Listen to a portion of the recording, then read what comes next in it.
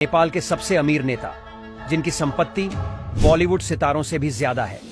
आखिर कौन है वो नेता जिसने ब्लैक मनी से ही जमा कर लिया है हजारों करोड़ रुपए और अपने बच्चों को दे रहा है लग्जरी जिंदगी? वहीं एक ऐसा नेता जिसने पैसे कमाने के लिए अपने देश को ही बेचने की साजिश की। वहीं नेपाल के पीएम की संपत्ति जानकर आपके भी होश उड़ जाएंगे। तो आइए जानते हैं ऐसे ही 7 नेताओं के बारे में।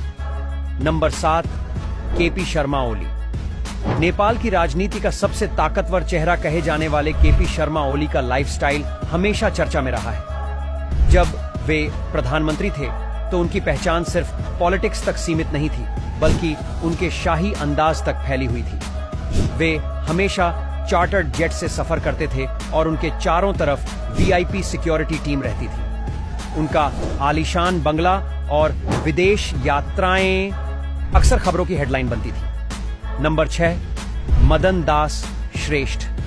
नेपाल के टूरिज्म और इंफ्रास्ट्रक्चर से जुड़े बड़े नामों में मदन दास श्रेष्ठ का नाम भी आता है।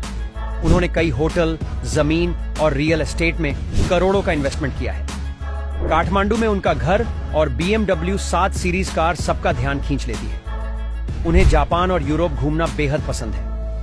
उनके घर की सिक्योरिटी इतनी सख्त है कि लोग मजाक में कहते हैं कि श्रेष्ठ मंत्री नहीं, बल्कि किसी राजा जैसी लाइफ जीते हैं। नंबर 5, शेष घले। विदेश में सबसे ताकतवर नेपाली नेता कहे जाने वाले शेष घले की दुनिया ऑस्ट्रेलिया से जुड़ी है।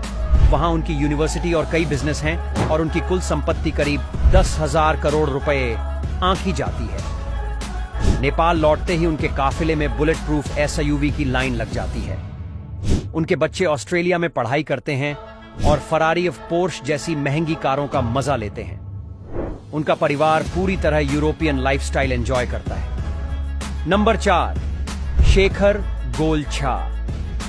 नेपाल के सबसे बड़े उद्योगपति और कॉमर्स लीडर कहे जाने वाले शेखर गोलछा का बिजनेस मोबाइल, इलेक्ट्रॉनिक्स और रियल एस्टेट तक फैला है। राजनीति में उनका गहरा असर माना जाता है और कई पॉलिसी मेकिंग में उनकी सीधी भागीदारी रहती है। उनका घर किसी मिनी महल जैसा है और उनका परिवार अक्सर दुबई और सिंगापुर में छुट्टियां मनाता है। गाड़ियों की बात करें तो उनके पास BMW 7 सीरीज, रेंज रोवर और ऑडी A8 जैसी लग्जरी कारें हैं। नंबर 3, उपेंद्र महतो। नेपाल की राजनीति का इनविजिबल पावर हाउस कहे जाते हैं उपेंद्र महतो। वे खुद चुनाव नहीं लड़ते, लेकिन चुनाव फंडिंग में करोड़ों रुपए लगाकर बड़े नेताओं को सपोर्ट करते हैं। उनकी नेटवर्थ करीब 8,000 करोड़ रुपए बताई जाती है। रूस और यूरोप में उनके टेलीकॉम और रियल एस्टेट का बड़ा बिजनेस फैला है। काठमांडू में उनका आलीशान बंगला है और उनकी कारों की लिस्ट में BMW, लेक्सस और ऑडी Q7 शामिल है। नंबर 2, ज्ञानेंद्र शाह।